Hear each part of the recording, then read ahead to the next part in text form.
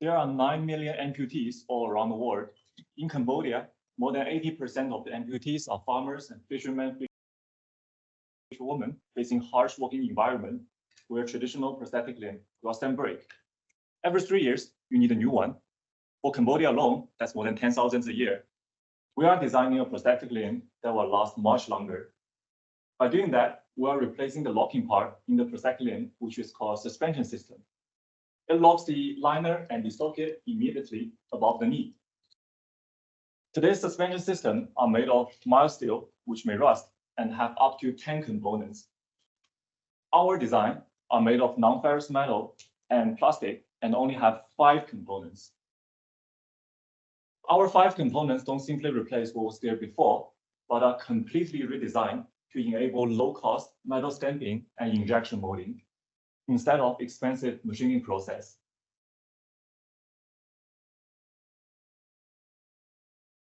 The result is a design that should not only be more reliable, but also simpler to make, thereby be available at affordable price. Where we are today is we are finalizing 3 design, and will this year test them in a virtual environment. The best one will be manufactured by 3D printing and put through a series of tests which simulate the working environment for farmers, fishermen, and fisherwomen in Cambodia and all around the world. We are raising 500,000 pounds to complete this process and take the first 2 prototypes into the field. My name is Tianci Li. Please join us on this journey to improve millions of lives all around the world. Thank you.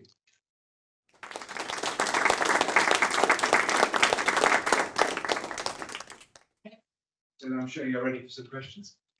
I'm sure these gentlemen here have got plenty to ask you about. Slight change from topic so far. Yeah, the manufacturing process, is this something that could be done? Yes, I think so, because this like just metal stamping and injection molding. This is not a very complex process, so this can be done local. So is that what you envisage, that this actually would be, the design capability would be exported to the country that you're looking to target, and that there would be a local manufacturing partner who would manufacture all the components, and then there would be a team locally who would fit the prosthetics, and how would that compare to the to the existing supply chain that is being provided to the people who are fitting these prosthetics at the moment? Okay, so there's one advantage of using injection molding and metal stamping. So it will be extremely cheap at a very large quantity. So if we have one manufacturer and produce all the products for every country, that will be very cheap. And once we have export those products to the different countries, the local prosthesis can install this on the prosthetic limb. So I believe this will lower the cost. Only one difficulty with that is I would imagine that the customs arrangements for exporting those sorts of products into different countries might be extremely problematic. That's why I was asking about local manufacture. Okay. So we are on a very, very early stage of R&D process, so we are still working on that. So think about that. Thank you.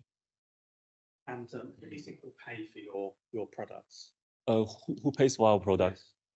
Usually like a prosthesis is made, prosthetic limb is made by prosthesis, so they will select different components and put them together and then sell it to the amputees, so the prosthesis will pay for it. Okay, so is it the amputees buying your products directly, or is it governments buying your products for their the prosthesis and the doctors? Yeah. They will pay for it. Okay, so they pay directly. Yeah. Maybe a follow-up question. Do you think there are any collaborators globally that you could work with to make your products available more quickly than just doing it yourself and exporting? Yes, this is one of our considerations. We are aiming to get a patent for our product, and if it works well, we might licensing this to other companies, so using their supply chain. So very good. So thank you very much. You're well done.